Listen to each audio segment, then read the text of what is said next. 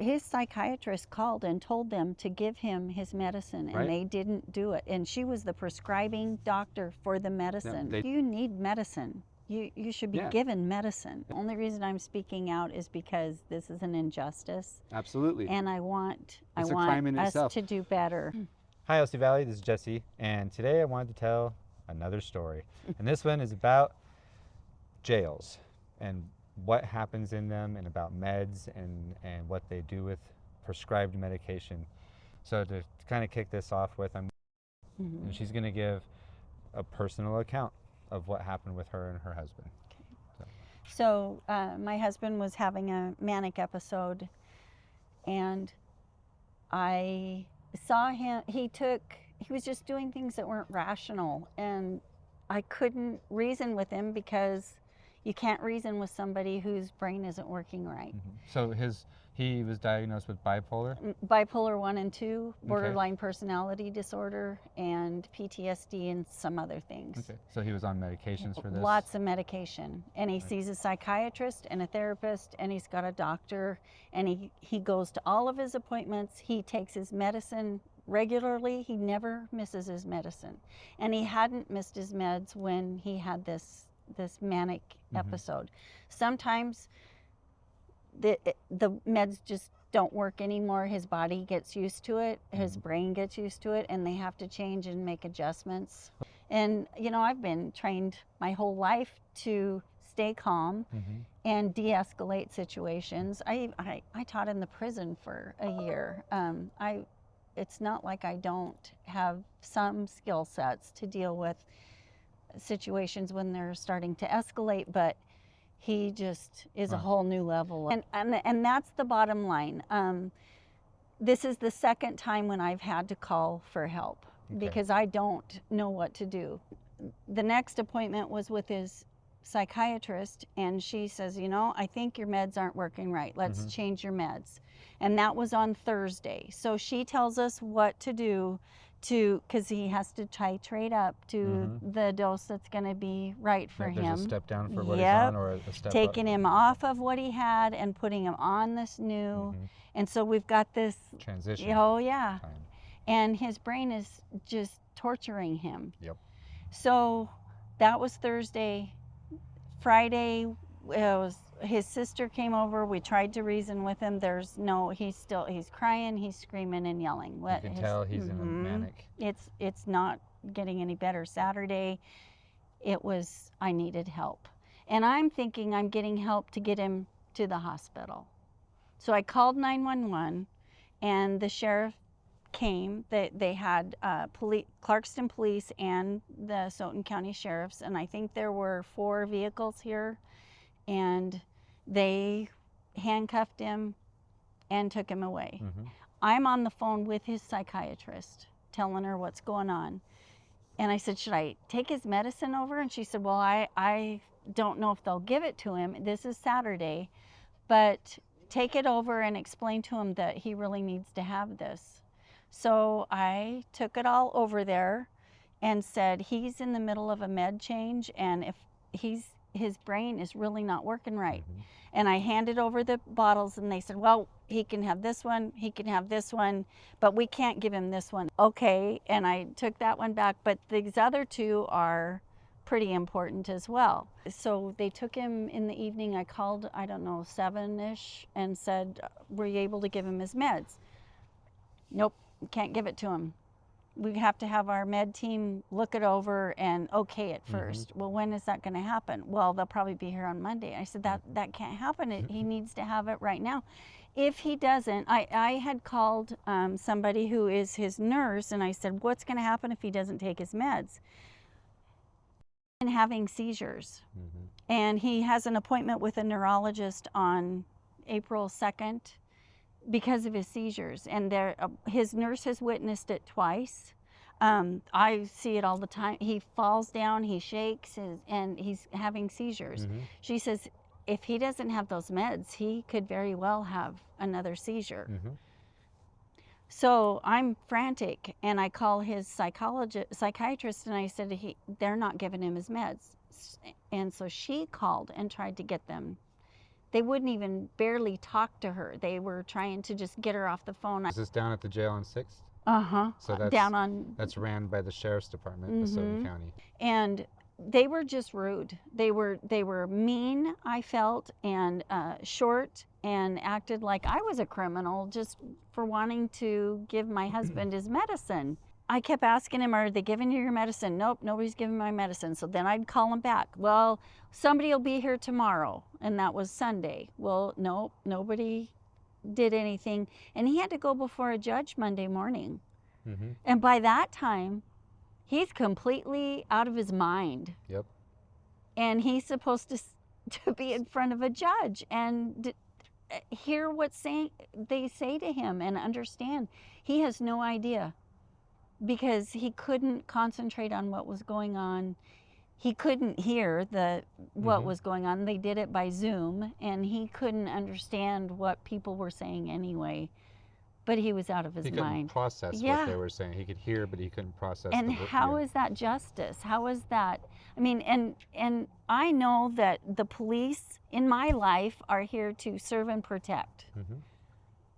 And they're here to serve and protect. Even if he's behind bars and in a cell, their job is to serve and protect. Well, my opinion on that is the jails are money makers. And a jailer is not an officer. They're not a sheriff, and they're not a police officer that are on the streets, right? So they're not out protecting and serving. They have a different job, and it's a business. He got released, and I picked him up from the jail, and that was a whole other story, because I called them and asked, when would he be processed? Well, we don't know. Well, can I come pick him up? Well, yeah, you can pick him up. Well, what time? Well, we don't know. And so he said, well, just be here at noon. Well, I went out and sat in front of the jail at 10 o'clock. They let him out at 10:30. And nobody called me. I wasn't supposed to be there till noon, according to the guy. They would have let him out, and not in his right mind, setting him up to just go out and do whatever you do when you don't have your mind.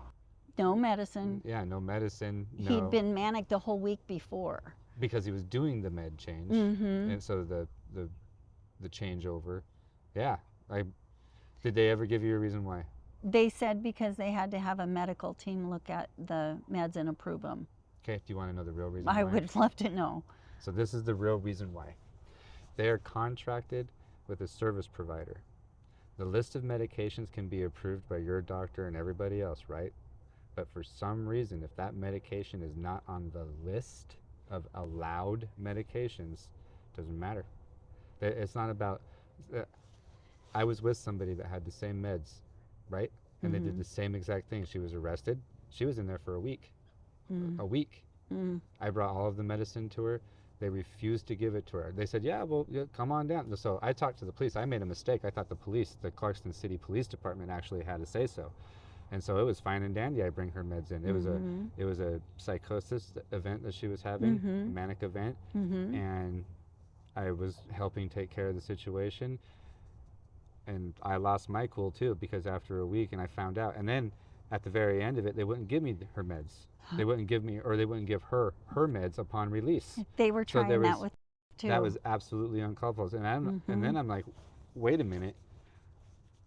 They have no right. There's whoever their contracted service provider is. They have the doctor's team or whatever come out and they do an evaluation and all that stuff. But if that medication isn't on that list, you will not get it. You won't get it. If you're going to die because you don't take a medication, if you're going to go out of your mind and crazy and could do some severe damage to people, they don't care. The Stoughton County Sheriff's Department is contracted with a service provider that blacklists medications that are detrimentally needed. That's a problem, and that needs to be changed. That's why they did that to you. It's just sad because they put Jeff in danger. Yep. They put every single person and me in danger. Yep. Because he could go off on you. When they take them off, when they make a medical decision, who are they to make that decision, to cut your meds off? The sheriff the guys that came to the house seemed like they were here to help. Of course, but And when you they get were, to the jail but jail's a business. it was a whole different Yep. people to deal with. It Yep. was night and day. This is definitely a problem. It doesn't have anything to do with our street cops, you know, the sheriffs on the street or the city police department or anything like that. They're all goodwill. They want They people wanna to get their help. medication, Yeah. right? Where do we start with this? Anybody out there have any ideas? Leave a comment down below. Hit the pissed off face, the mad face. Seriously, like we need to get some